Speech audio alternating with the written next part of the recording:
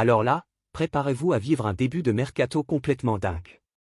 Des transferts qui s'accélèrent, des stars qui changent de club, des négociations en coulisses et des retournements de situation inattendus. L'été vient à peine de commencer que tout le monde s'agite déjà dans le monde du football. Voici tout ce que vous devez savoir sur les mouvements les plus brûlants du moment. Abonne-toi et active la cloche de notification pour ne rien manquer, c'est parti. Au sortir d'une saison très compliquée, marquée par une défaite en finale de la Coupe d'Italie contre Bologne, 0-1, l'AC Milan est au plus mal et devrait connaître un été très agité dans tous les sens. Et alors que le nom de Luka Modric a circulé en interne, du côté des départs, plusieurs stars pourraient quitter la Lombardie. C'est notamment le cas de Théo Hernandez, qui ne devrait pas aller au bout de son contrat à l'été 2026 et partir donc dès cet été. Selon nos informations, l'AC Milan et le club saoudien d'Al Hilal ont trouvé un accord pour le latéral gauche. L'accord porte sur un montant d'environ 30 millions d'euros. La dernière offre d'Al Hilal est de 15 millions d'euros par an pour le joueur, qui réclame 20 millions. Le deuxième de Saudi Pro League va donc maintenant devoir trouver un terrain d'entente avec l'entourage du joueur pour finaliser ce transfert. Auteur de 20 buts et 9 passes décisives en 42 matchs avec Brentford cette saison, Bryan Mbeumo, 25 ans, est sur le point de quitter les Bees à moins d'un an de la fin de son contrat. Et alors que plusieurs clubs de Premier League veulent l'enrôler, l'international camerounais a donné son accord à Manchester United pour rejoindre le projet de Ruben Amorim, comme l'a informé The Athletic. De plus, le joueur a leaké l'information via son compte Instagram. Il reste donc aux dirigeants des Red Devils à se mettre d'accord avec ceux du club londonien. Muan faisait déjà l'une de ses priorités offensives et les Red Devils seraient même prêts à mettre 70 millions d'euros pour recruter le joueur formé à l'Estac. Après une saison ratée sur tous les plans, Manchester United compte être actif sur le marché des transferts cet été et devrait donc rafler la mise dans ce premier dossier. Libre de tout contrat après 13 années passées au Real Madrid, Luka Modric bénéficie de courtisans intéressants dans plusieurs pays exotiques. Mais dernièrement, c'est un cadre européen qui rêve du Ballon d'Or 2018.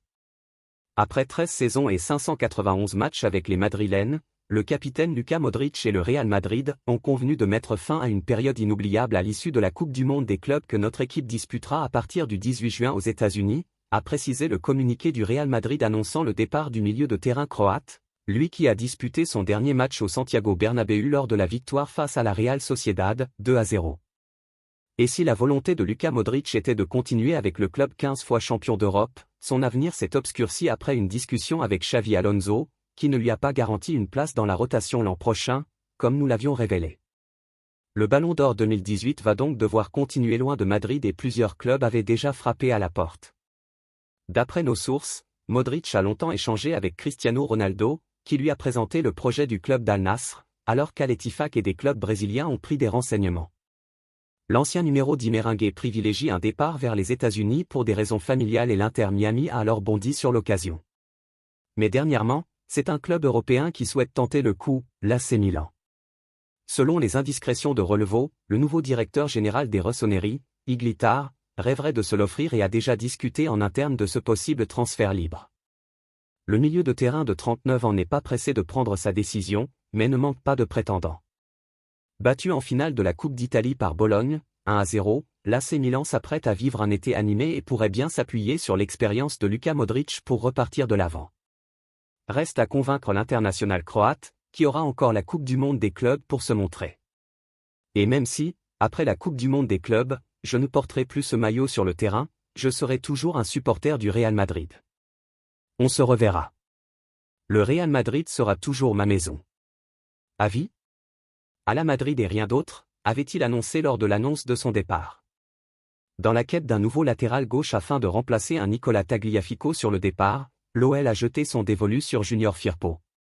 Malgré l'avance des Lyonnais sur le dossier, la concurrence est en embuscade pour recruter le joueur de Leeds. Frustrante. Voilà comment l'on pourrait résumer la saison 2024 à 2025 de l'OL. Malgré un effectif intéressant à bien des égards, le club rhodanien n'a pas su résister à la grande pression sur ses épaules en fin de saison. Après le départ de Pierre Sage fin janvier, tous les espoirs étaient placés sur Paulo Fonseca.